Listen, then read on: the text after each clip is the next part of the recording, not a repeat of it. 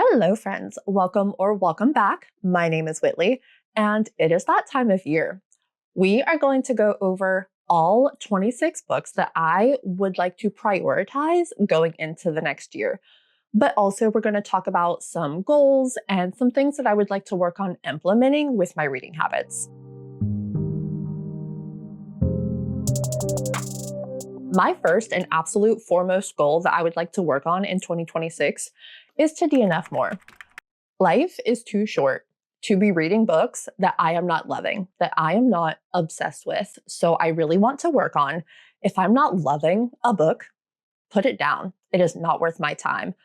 Also, I want to carry that into the series that I read. Like, just because I read the first book of a series does not mean that I have to read the entire series. So that is definitely something that I want to work on in the new year. I also really want to get back into fantasy and sci-fi. 2025 was the year of horror and romance, which I absolutely loved. And I am definitely still going to be reading those genres in 2026. But I just really want to make an effort to get back into the fantasy and sci-fi genres. I think they just intimidate me because fantasy and sci-fis do lean longer and they take a little bit more brain power. So I really have to kind of get into that world. But once I'm in it, I love it so much. There is nothing quite like an all-encompassing fantasy world. And I want to get back into those in 2026. And that leads into my next goal, which is to get back into series. 2025 was the year of the standalone. And like I said, I will absolutely still be reading standalones. I love a standalone, but I want to get back into series. I think I am just so picky with my series because I am a binge series reader. I do not want to pick up a first in a series if all of the books aren't there. One, I'm not a huge fan of rereading, so I don't want to go back and have to reread the first book to read the second book and so on and so forth with every subsequent book that comes out. So I do like to read completed series, which does kind of narrow down my pool because I'm so excited about a series when the first one comes out and when it is so hyped. So by the time the series is finished, my hype has kind of died down a little bit. So I need to find a balance. And lastly, and as always, I would like to try to read more diversely.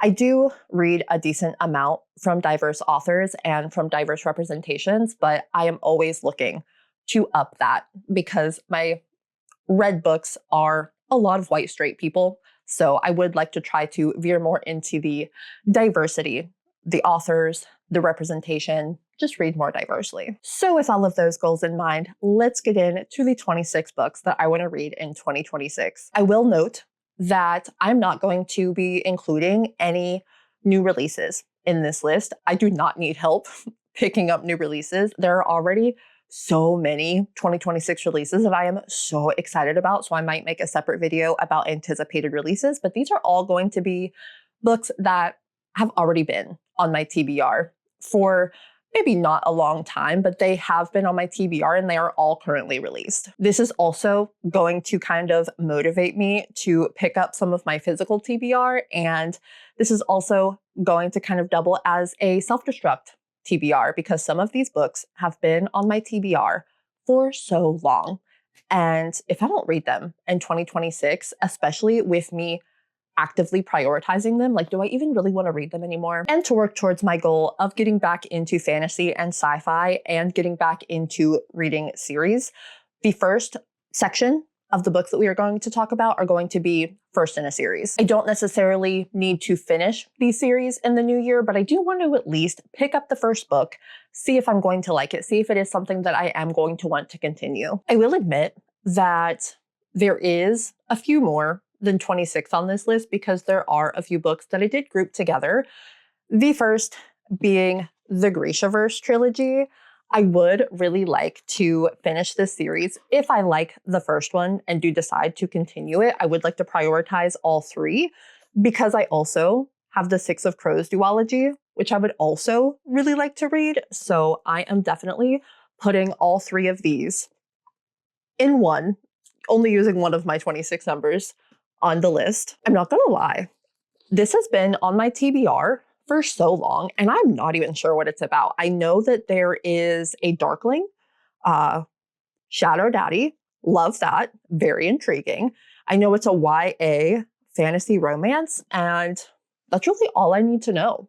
And I know it is very beloved. I did kind of like miss my time with it. It was very popular back in its day, but I'm very excited to see if it holds up and to see if it is going to be something that I enjoy. I will absolutely be at least reading the first one. And if I like it, I will be prioritizing the next two, and hopefully I can get through this series. The next series that I also have both books, and I would love to get to both, but we are only prioritizing Heartless Hunter by Kristen Ciccarelli. This is a YA ?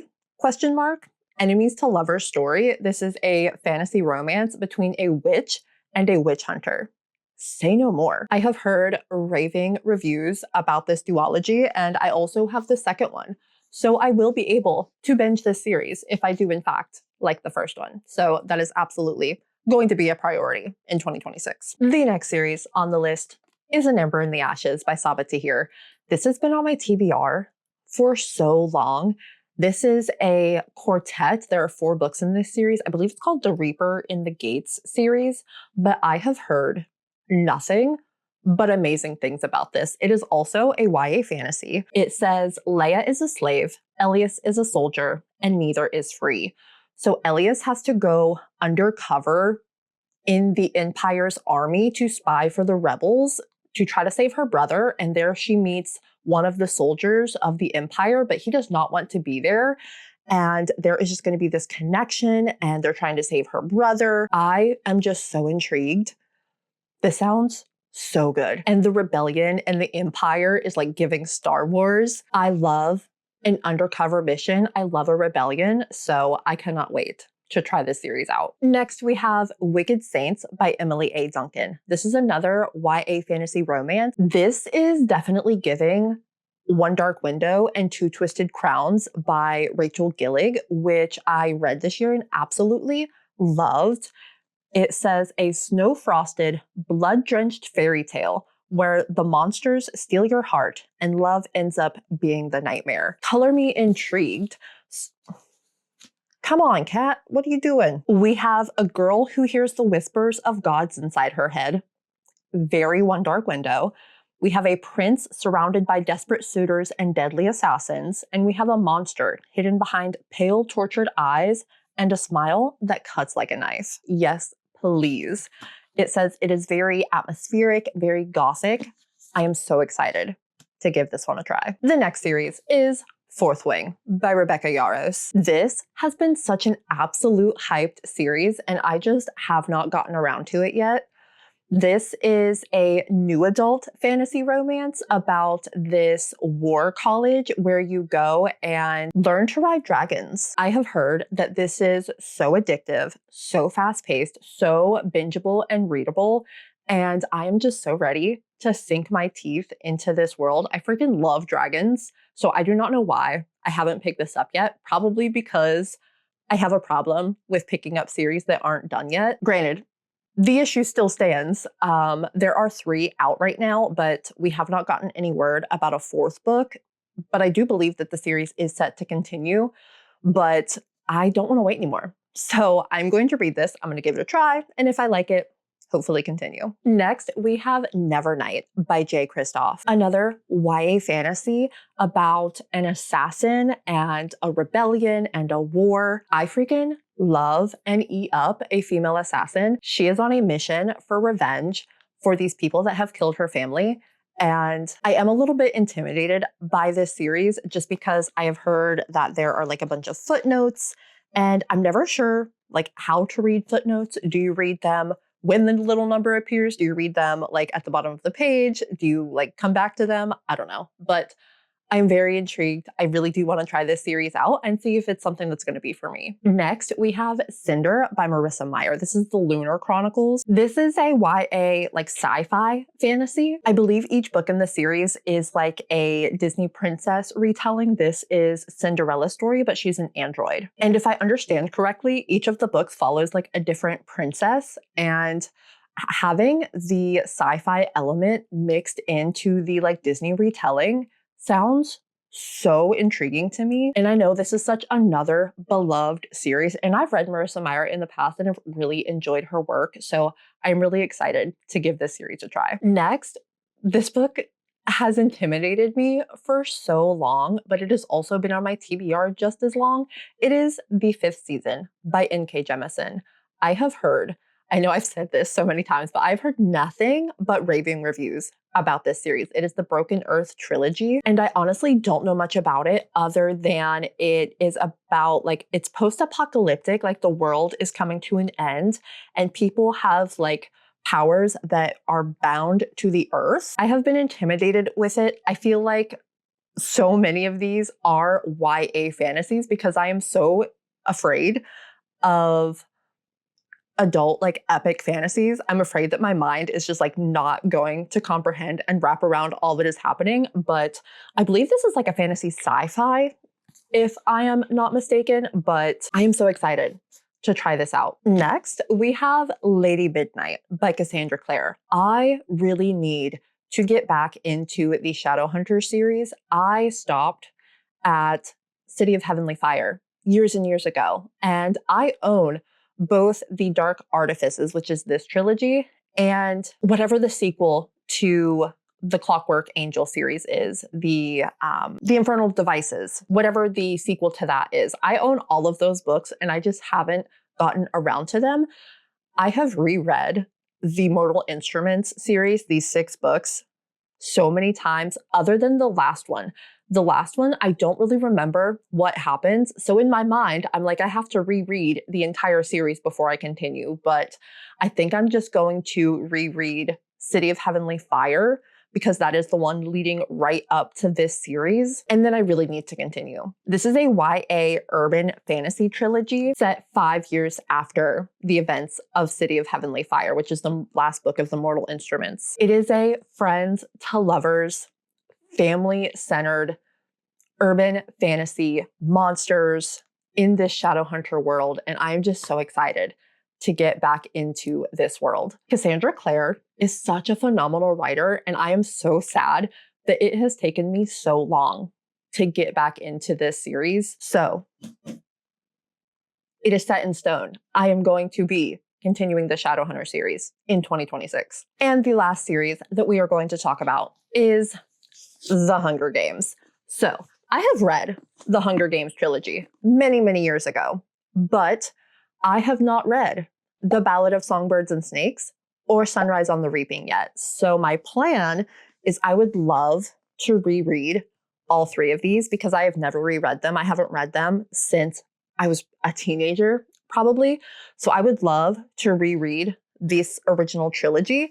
And then I really need to pick up The Ballad of Songbirds and Snakes and Sunrise on the Reaping. I adored this trilogy so much. And I think that this is one of those series that aged so well that remains to be such a great beloved series, even reading it for the first time today. I feel like this is really going to stand the test of time. So I am really wanting to get back into this world and just re-experience the action, the rebellion, the love, the heartbreak, the absolute utter gut-wrenching heartbreak. So I would love to get to rereading these.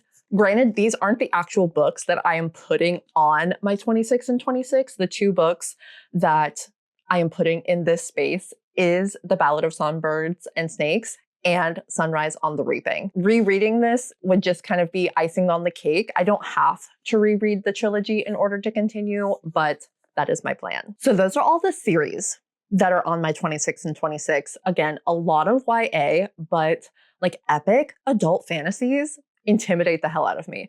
And this is just what I've had on my shelf for so long. So these are what I'm going to be prioritizing series-wise in the new year. But now let's get into some standalones that I am absolutely going to be reading in 2026. Hopefully. First and absolute foremost is going to be Alchemized by Sen Lin Yu. I got the gorgeous, stunning, freaking breathtaking Barnes & Noble edition.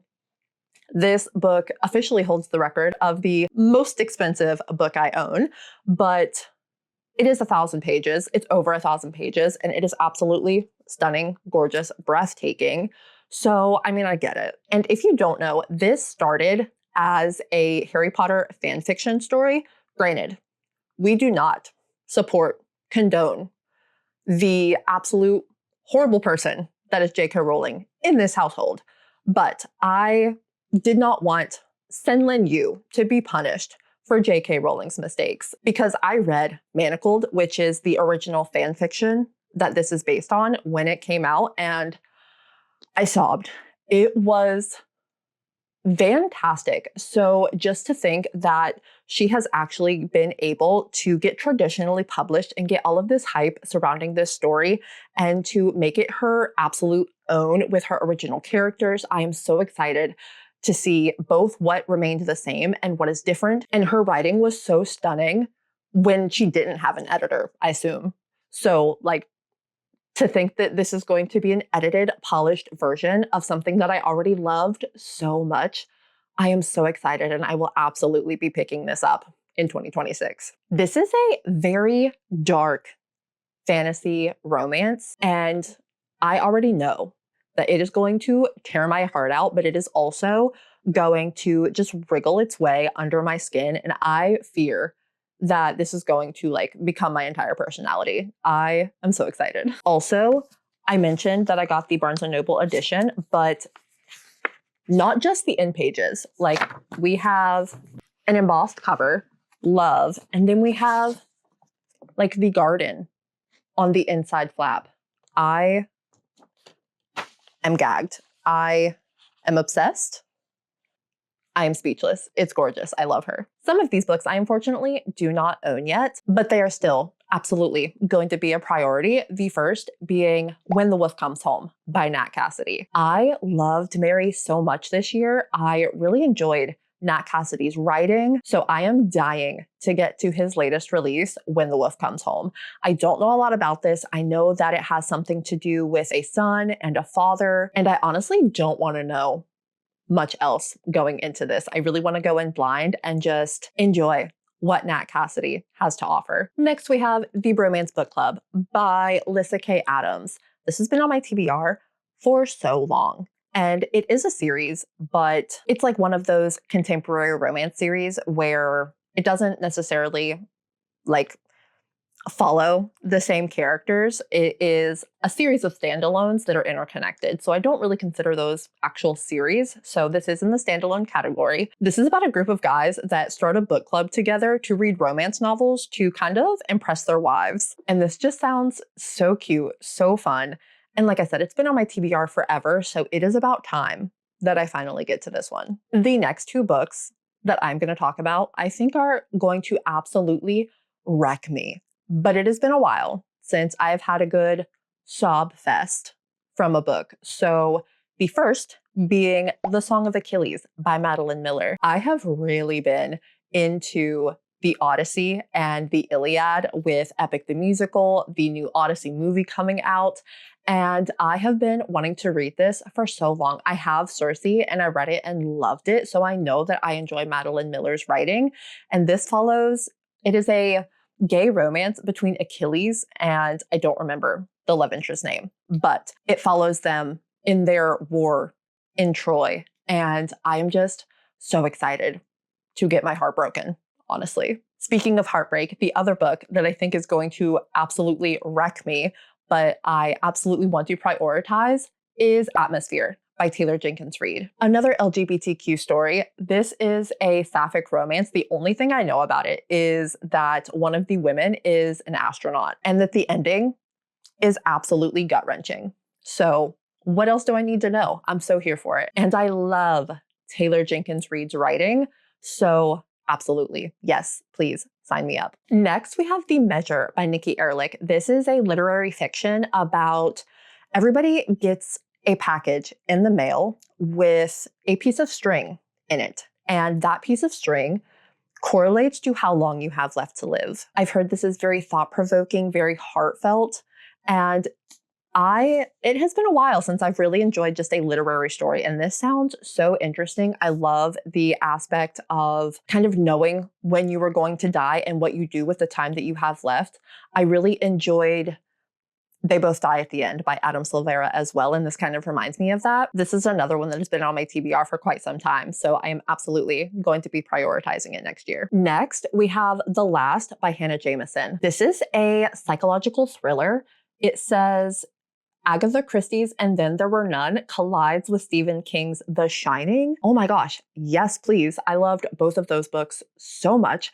This is about a man who gets stuck in this huge hotel in the Swiss Alps. Him and like 20 people are trapped in this hotel, and there is a mystery afoot, and these people kind of like make their own like government and civilization because they are so like cut off from society, and it just sounds so interesting to me. I am so excited to get to this one, another one that has been on my TBR for way too long. Speaking of Stephen King, next we have Carrie. I cannot believe that I have not read this book yet. It is such a classic King, and I really do want to get to more of his work. It's been quite some time since I've read a good old Stephen King, so Carrie is going to be my priority for 2026, and I just love this cover so much. It is stunning. I don't think I've ever consumed any kind of Carrie media other than Mary by Nat Cassidy, which was like loosely based on Carrie. So I truly don't know anything about this other than that she gets pig's blood poured, other than she gets pig's blood thrown on her at prom. So very excited to see what this is about. Next, we have another thriller that is Turn of the Key by Ruth Ware. I have read so many of Ruth Ware's backlist. I think this is the furthest backlist that I have of hers that I have not read yet. And I have heard that this is so many people's favorite Ruth Ware. So I am so sad that I have not gotten to it yet, but this is the year. I know that this has like an unreliable narrator, possibly suspected of a crime that she didn't commit. It says dark and dramatic, part murder mystery, part family drama, and altogether riveting. Another book that was very hyped and I just missed the train for, but the train's coming back around. This year's the year. Oh my gosh, and what a stunning edition. I got the UK version because I did not like the US cover, and what beautiful end pages. Love. Very excited to see if this will also be my favorite Ruth Ware. I think my favorite that I have read so far is The Woman in Cabin 10, so we'll see if this can surpass that. The next book is Witchcraft for Wayward Girls by Grady Hendrix. Another one that I honestly don't know a lot about other than it is Grady Hendrix's most recent release. It is about witches. And I love Grady Hendrix writing. I know that this has a lot to do with like femininity, body autonomy. It does make me a little nervous having a man write about these issues, but I've heard that he does it very well. Also, another absolutely stunning cover. I do also want to get to some of Grady Hendrix's backlist that I have not read yet, but I've read quite a bit of his, so I chose to go with the one that I am most excited about, which is the most recent release. Next, we have a book from a new to me author, but I am so intrigued. It is The Lamb by Lucy Rose. This is about a mother and a daughter who live in the woods, and the mother likes to find people that are like traveling through the woods that don't seem to have much family, and she kind of takes them in. And I think that there is some cannibalism. It's giving a little bit of Brother by Anaya Alborn, which I absolutely adored reading this year.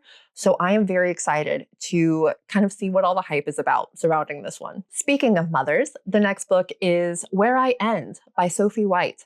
I recently acquired this and I have been so interested to pick it up. So to force myself, I'm putting it on this list. Again, one that I don't know a whole lot about. I know that it has to do with a mother and a daughter.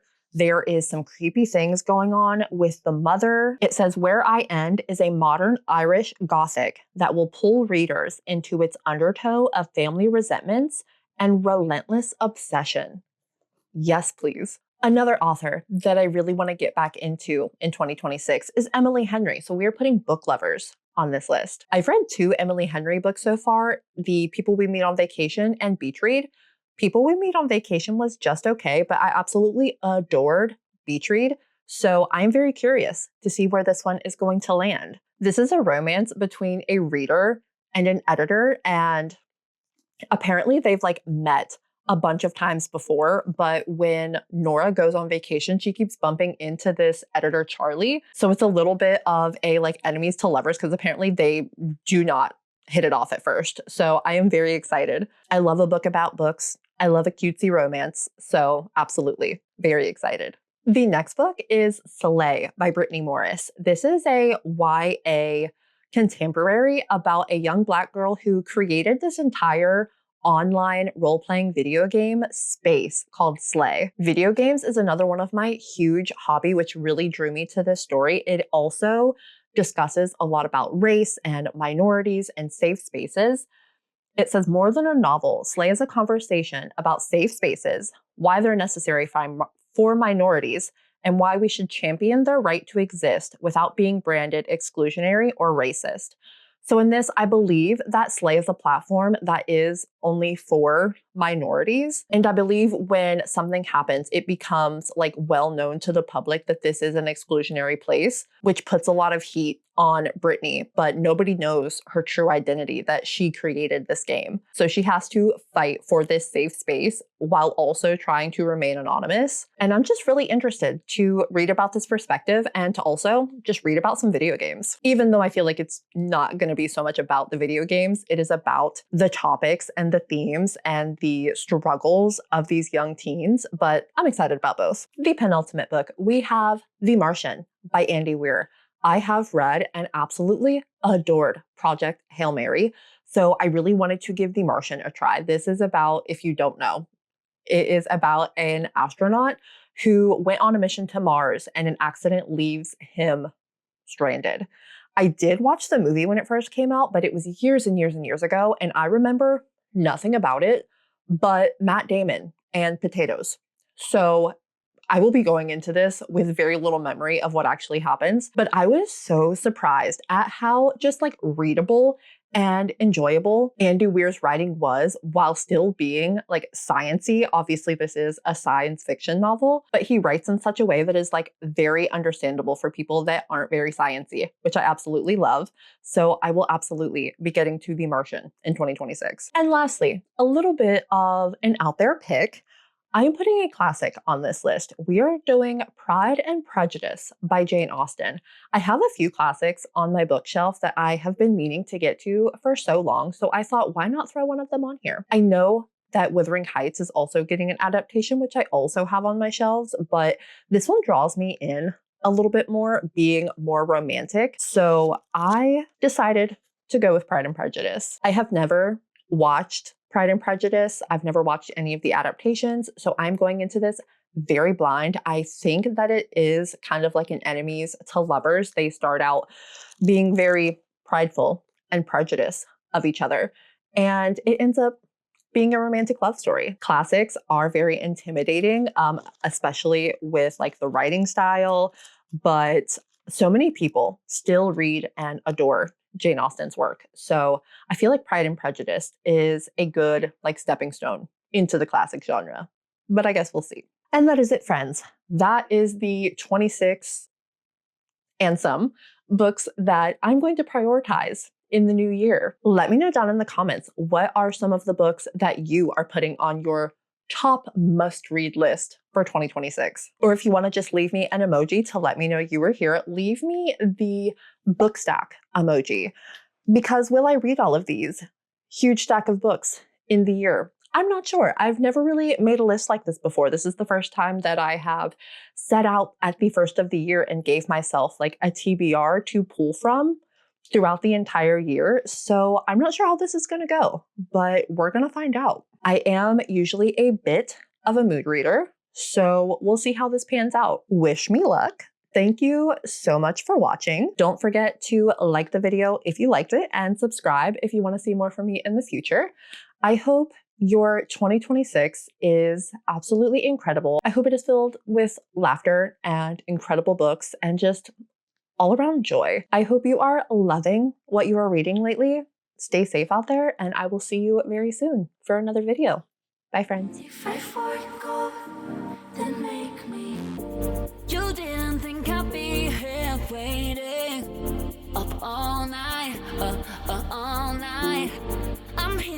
tell you something. There ain't another love that is gonna hold you down like mine.